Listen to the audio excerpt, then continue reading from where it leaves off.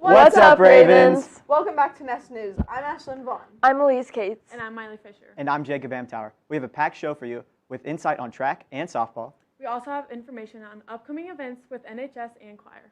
Without further ado, Danny, roll that intro.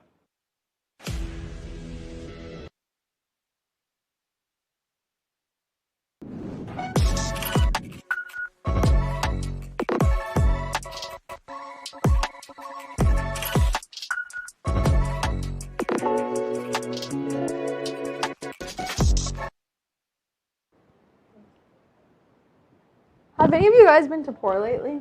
Oh no, I haven't. Can't say I have. Well, Claire Sullivan, who's an ONW student, sells her handmade cards there. That's super cool. Let's hear more about it from Meredith Samuelson. I love to make cards, and I've always thought about selling them to people, and I've always had friends tell me to, so it's my creative side. Claire shows her unique styles by personally drawing all of her cards. What's unique is most cards now that are made are all made digitally, and if they're not, they're hand-drawn and then corrected digitally, but all of my cards are just hand-drawn and then scanned and printed. We talked with a Pour employee to understand the importance of supporting other small businesses. It's super important to support small business because local economy is make or break. I believe small businesses support each other in the way that if you are a small business, you know small business. You want to keep your fellow community going, and so you support them by buying their product, promoting their product in any way you can. To purchase these cards, text to order or buy in store at Pour Coffee House for $3. For ONW Now, this has been Meredith Samuelson. We have so many successful students here at ONW. We have some of our NHS candidates and members with us today to talk about NHS. So, Caroline, what is NHS? NHS stands for National Honor Society, and there's 4 pillars that go along with it, which is service, scholarship, character, and leadership. And it's basically just representing the school outside of in the classroom and what you do to contribute to the community and give back. And it's a lot of just spending time volunteering and maintaining your GPA. So then how do you get selected for NHS? Yeah, so first you get selected by your GPA and where you stand in your GPA class, and then along with that you gather some recommendation letters. I think it's about 3 recommendation letters, and also include 20 or so service hours to get inducted, and then once you're inducted you have to do a couple more service hours to maintain that status, but it's a high honor for sure. So then what do your community service hours look like? How many do you do, and what are some examples? So once you're initiated and you're a member, you have to do 40 hours from the time you're initiated, which was about a year ago, and then you have to do 25 in school or 25 out of school hours, and then 15 in school hours up until April 1st. And it's just a lot of it is charities and churches outside of school, and then in school it's just finding whatever you can. I feel there's always events that they need students for, and even when we had the dance team competition, that counts towards NHS hours, and so, yeah. Why is being a part of NHS important? Being part of NHS is honestly just a really great start for your future. It's really good to have something like NHS on your resume. You get a cord at graduation, you get community service experience, but really for applying for colleges, getting ready, and knowing what you want to do with your future, it's good to get involved with your community, and I think NHS really does a great job sponsoring that and encouraging kids to get involved in the things that they do. And Caroline's a current member, but I'm getting inducted Wednesday, and for me this is a pretty new experience, but I've already learned so much by just doing community service, and I'm so excited to see where it takes my future. We cannot wait for the NHS induction for our new candidates this Wednesday here at Northwest. That's all the time we have for today, so let's take it to Gadabish Dawi to hear about Ramadan. Ramadan is the 9th month of the Islamic lunar calendar. During this month, Muslims all over the world fast from sunrise to sunset daily, as well as try to improve their behaviors and habits. It makes me for sure be a bit more careful on the bad things I do. No one's perfect. I make mistakes, everybody makes mistakes, and it makes me try to eliminate as much of the mistakes as I can. At the end of each day of Ramadan, Muslims break their fast with a dinner called iftar. While Ramadan is focused on building a spiritual discipline and empathy for those who are less fortunate, many Muslims struggle with fasting daily. To say it's easy would not be the best way of describing it, because we're in school, right? So we don't eat, we don't drink water, our sleep schedule's disrupted. So it is a bit of a challenge in school. But again, the reward pays off because your relationship with God increases.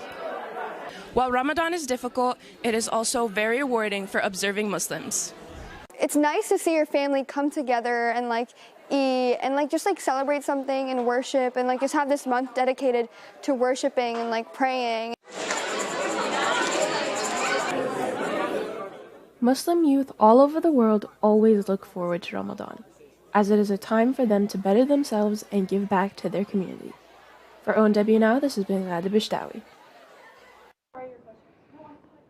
I'm joined here by Simon Clark, a varsity track and field athlete who competes in shot put and discus. This is his first year in track, and he's already performing very well, competing last Friday at his first varsity meet. So Simon, how are you preparing for this season? I would probably just say getting in the gym mostly, and then also prioritizing my nutrition through diet and everything like that with protein. That's pretty cool. How do you prepare mentally before each game? So I know for me, music is a big thing that I listen to. It also calms my nerves, but then, so before a meet, I'll be country and everything like that, but on the bus ride there, but I know right before I'm about to throw, I know I'd turn on a little bit of AC/DC. So big Thunderstruck fan. So I like it. Thunderstruck's a good song.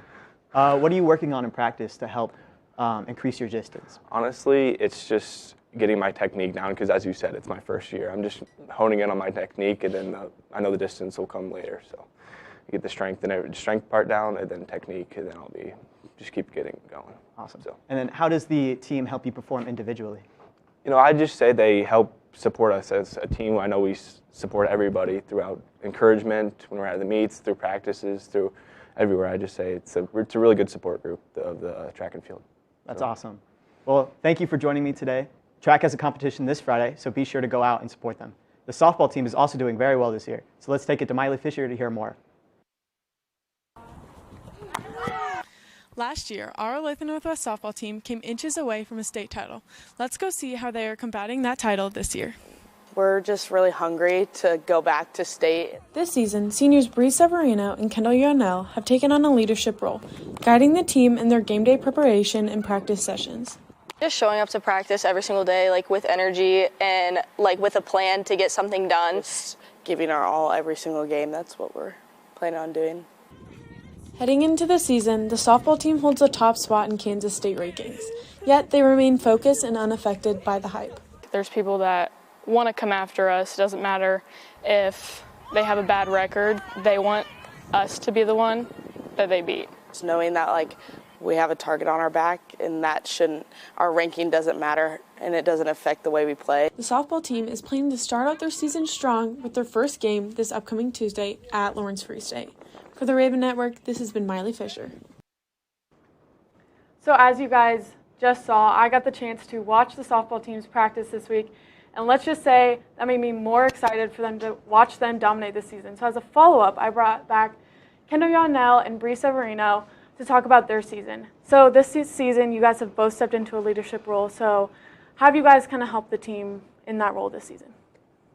So we've both been on varsity since freshman year. I came in as a catcher, which was not my primary position. So obviously being on varsity since freshman year, you've just kind of we've learned from all of our seniors. And so honestly, stepping into this role hasn't been much of a change for us because we both have just really taken on that role kind of since freshman year.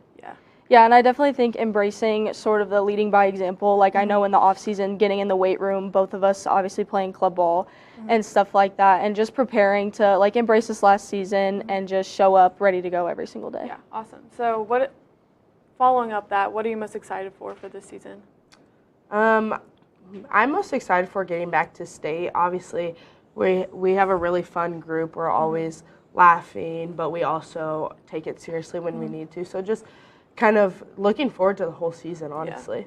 Yeah, and I would say looking forward to spending time with our teammates every single day. Obviously, we all love each other very much, and it's just always a fun time at practice, bus rides, games, stuff like that. Yeah. So with this team, what's unique about this team and what's different from past teams? So this year we're very senior heavy. This is the first year we've had more than 3 seniors.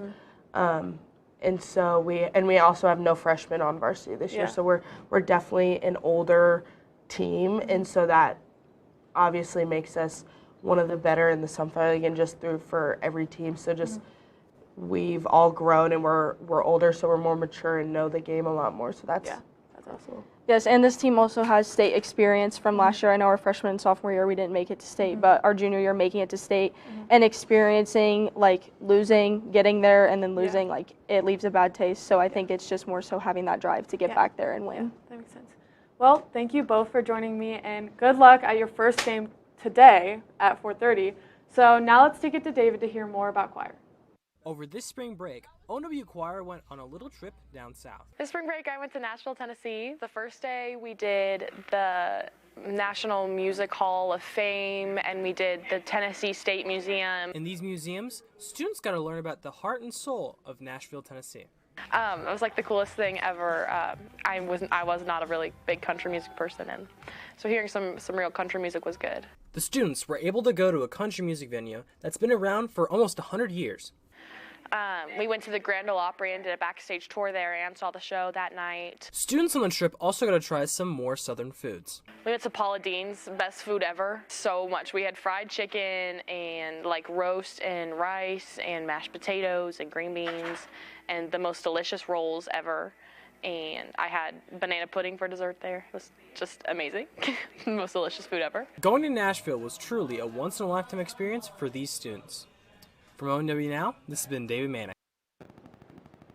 I'm here with our very own David and Jack to talk about their choir trip to Nashville this past month. So what did you guys do on this trip? Well, we went to a lot of museums around Nashville. We had a lot of unique foods. We had a terrible stay at a hotel. It was kind of the whole shebang, right? We'll tell you about the Nintendo Switch story later, but it was rough. Okay. But hey, it ended good. It was a good ending. So. Good to hear. What was your guys' favorite part of the trip? Oh, so we got to go to the Grand Ole Opry, which if you don't know, it's this big country show where they get a bunch of different musicians and they come together and they do this live performance. So Don McLean was actually there the night we went and he performed American Pie, which is one of my favorite songs of all time. So it was just really cool to see that happen live. How long were you guys gone for? Oh, we were gone for about like 4 or 5 days. Okay. They were full though. Yeah. Down till dusk. I know you said something about food earlier. What was your guys' favorite food? Ooh, we stopped at this food court place, and we waited probably like 20, 25 minutes for some. 30 minutes. Yeah, about half an hour for some Nashville hot chicken. But it was the only time we got it, and it was really good. Immaculate, but really spicy. That sounds like a lot of fun. Now let's hear more about ONW students' spring break. With spring break just coming to an end, we decided to interview fellow Ravens over what they did over spring break. What did you do over spring break? I went to Oklahoma. I went to New York and saw a Broadway show. Sleeping, low-key. That's low-key, yeah. Like, I ain't gonna lie, just leave. I went to Mexico. I played 2K. I went to Italy. I went to Rome, Venice, and France. Or not France, Florence. I went to Silver Dollar City, came home, got in a fight, and then got choked out by a guy trained by a UFC fighter. Sounds like fun. Would you rather go to the beach or the mountains? I would go to the mountains. Because in like India, my homeland, there's more mountains than there's not beaches, I feel like that's more with all due... Actually, I can't say that. The beach. I think there's just more to do. I feel like it's hot. You can swim, you can surf, you can jet ski. You can fish. I don't really fish that much. You can do a lot of stuff. I think the mountains, just because it's so serene. The mountains. Skiing is superior. The mountains, the beach is alright, but I like the mountains more. Beach all day. I'd rather play 2K. Would you rather go to a barbecue or to a picnic? A picnic, of course. Barbecue. A picnic. Good answer. Good answer. Barbecue. I gotta go to the barbecue. I'd rather go to a cookout. Picnic. It's cuter. Looks like a lot of people had a great time over the break. Just a quarter left Ravens. For the Raven Network, this has been Abigail Kilpatrick. Wow, that was a great show. Yeah, I can't believe they saw American Pie in person. I wish I That's could have been crazy, there. I wish. Well, unfortunately, that's all the time we have for you today. Follow all of our socials at the Raven Network. And be sure to check out Media Day on Thursday and ONW Now on Friday. Thank you for tuning in, Ravens. Have a great Monday, and we'll see you next time. Raven Nation, let's fly.